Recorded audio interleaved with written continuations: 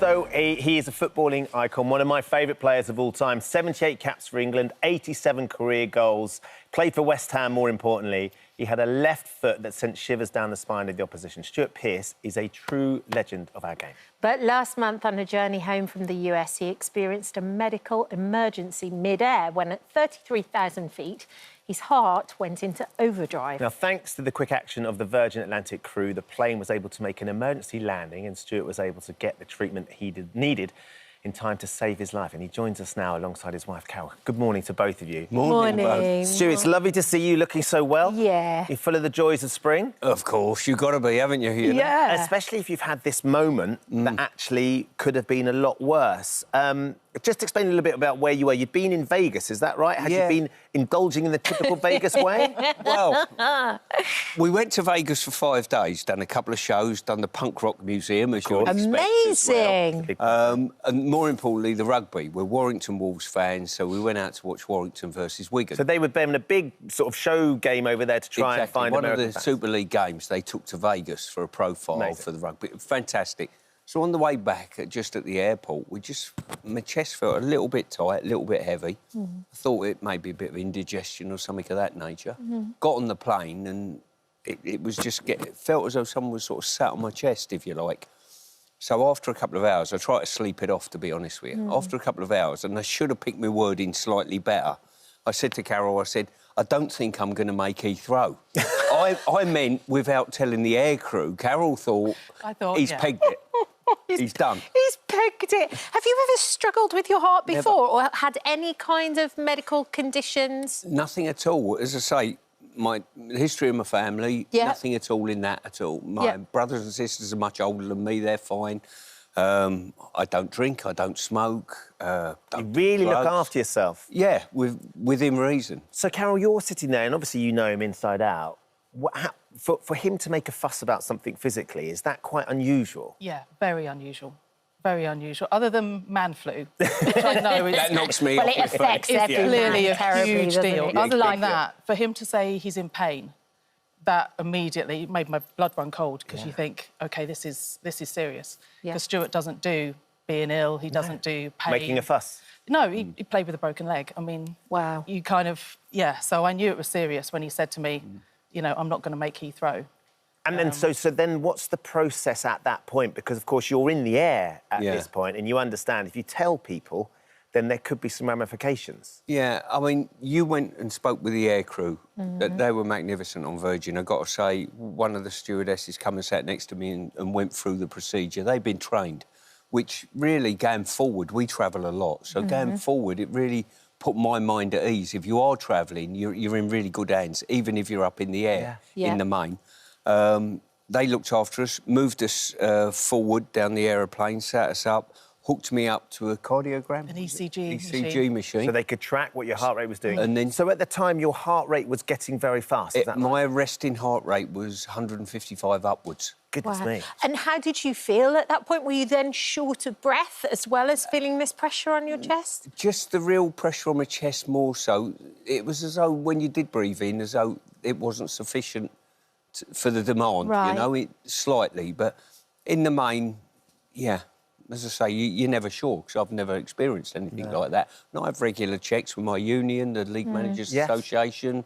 Last summer, I went for all the checks and everything, no problems at all. And at that point, when they've hooked you up, are the crew then talking to a medical team that are down on the ground as well? Literally that, yeah. They hooked up with a doctor, send all the readings down there, put me on oxygen, and he's guiding them, but they're trained as well, which, you know, when people around you, you know, that are quite well trained, you know what I mean? It puts your mind at rest anyway. I know one of the reasons you wanted to come in and share your story was so you could thank the crew as well, because they really did look after you brilliantly, didn't they? Oh, 100%. I mean, firstly, the crew and they were first point of contact, but on top of that, you know, the hospital in Canada was brilliant for us, wasn't it? Yeah. I mean, bear in mind, you know, we were in Africa camping before Christmas, so if the same thing would have happened there, it would have been a very different experience. Yeah. And then, on top of that, obviously, we're sat in the hospital bed watching the Forest Man City game, and they've done a minute's applause, and we're watching the game and think, hang on, one of the old Forest players must have died or something. I'm looking, hang on, it's me. You know what I mean? And I'm up on the board. It was really humbling. I must say, Ben, it was so humbling that, you know... Well, there's a lot of love for you out there, which is important. It but was also, lovely. we know because you wanted to thank her, we thought we'd bring her in today. Zoe Anderson. Zoe. Here's Zoe. Hello. He's the onboard manager who was exactly the person you talked about, who came and sat down with you. Great to see you. As Good a surprise. morning, Zoe. Good Wow, morning. So you could say... Now, Zoe, thank you for coming in, by the way. Thank you for looking after this national treasure as well as you did, because we do worry about him. And it's an interesting thing that Stuart says is actually that you were able to sit down and talk him through and put a lot of their concerns at ease. What happens when something like that happens to an onboard passenger, and what was it like sitting next to Stuart and hearing what he was going through? So we are trained to deal with these situations. We go through quite extensive training. So when things like this happen, you know, we're prepared to deal with it. So when Carol initially came and spoke to me, I sat down with Stuart, did the sort of initial assessment, because sometimes the chest pain, it could just be something simple. It might not be something as serious. But after talking to Stuart and knowing some of your symptoms, I think you said your pain was about 8 out of 10. It started to raise some alarm bells, so we thought we needed to sort of act on that. And then you were talking to the medical crew down on the ground. I mean, I didn't even know that protocol existed. It's actually really reassuring when you hear the story. Yeah. And they said, OK, well, at this point, we've got to make a decision. Are we going to land the plane or are we going to take it across the Atlantic? And they didn't recommend that you did go across the Atlantic because then there would be nowhere to land. So what was the next stage? So we had Stuart hooked up to an ECG monitor. Yeah. I think we're the only airline in the UK to have that equipment. So we were able to send that straight down to the doctor that I was speaking to. My colleague, the flight service manager, Callum, he was doing the readings while I was in the cockpit talking to the doctors. So we had all that information to sort of relay back and forth.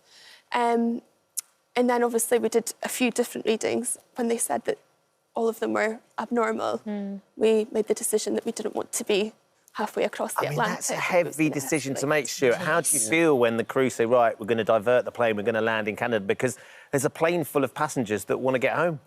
Yeah, there was a lot of rugby league fans on there, so I think they had a little bit of sympathy with me because I was one of them, if you like. But I was sort of in and out of consciousness. I was sleeping and then waking, sleeping and waking. And then next thing we know, we're landing in Newfoundland. So you weren't really conscious that the plane had been done, because you were struggling, your heart rate and stuff. Yeah. I imagine getting a bit of sleep's probably one of the most important things. Exactly that. I was trying to sort of sleep it off and sleep it through. To be honest with you, I did feel slightly better going down the front, the oxygen and stuff like that.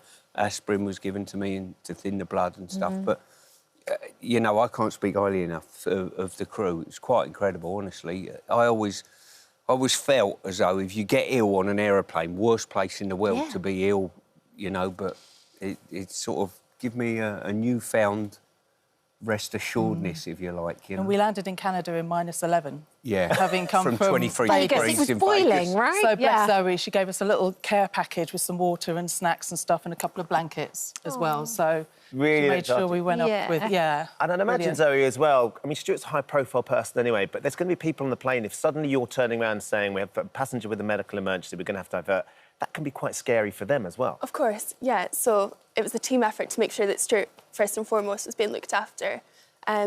But the crew all worked together to make sure that everybody was calm and no one was worrying. So, yeah, it was a real team effort to make sure that everyone was looked after. But I think it really stemmed from you, though, as well, Zoe, where you kept your cool. When, you know, when everybody else was kind of worried and concerned, rightly so, but you kept your cool. And I think that just kind of then reflected in everybody else as well. Is there anything you'd like to say to Zoe? Well, we can only, as a pair, say thank you very much. You know, the professionalism that you showed on the day was brilliant. You know, if, you know, I was quite calm, reasonably calm anyway, I'm sure, but if you've got passengers that are very nervous and this sort of thing happens, and rightly so, that level of composure and the backup and the training as well, you said, no, it's OK, we've been, you know, you fully assured me look, we've been trained at this, it's not a problem, you know. It's definitely a calming influence. Really good. She kept us calm. Fantastic. Credit to the... Credit to tea. Well, we're thrilled that you come Yeah. in. Can we just check, have you worked out what it was? Was it just an anomaly? They think a virus just a attacked my virus? heart. That they think I've got... Was it because Warrington lost? Is that what it was? The performance didn't help. It's like watching West Ham, so just watch yourself.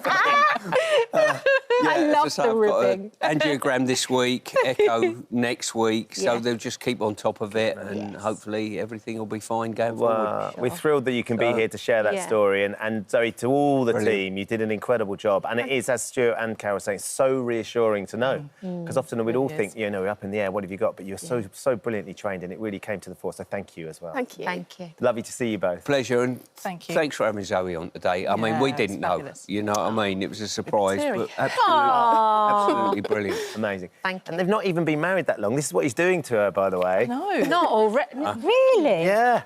You don't have to put up with him for... When you say that's really, worrying, you're looking isn't at my age, aren't you? Really? Oh, hello. Really? Thank you for visiting our This Morning YouTube channel. We upload tons of new content every single day. So hit the subscribe button, like all the videos, and don't miss out. We'll see you in the morning.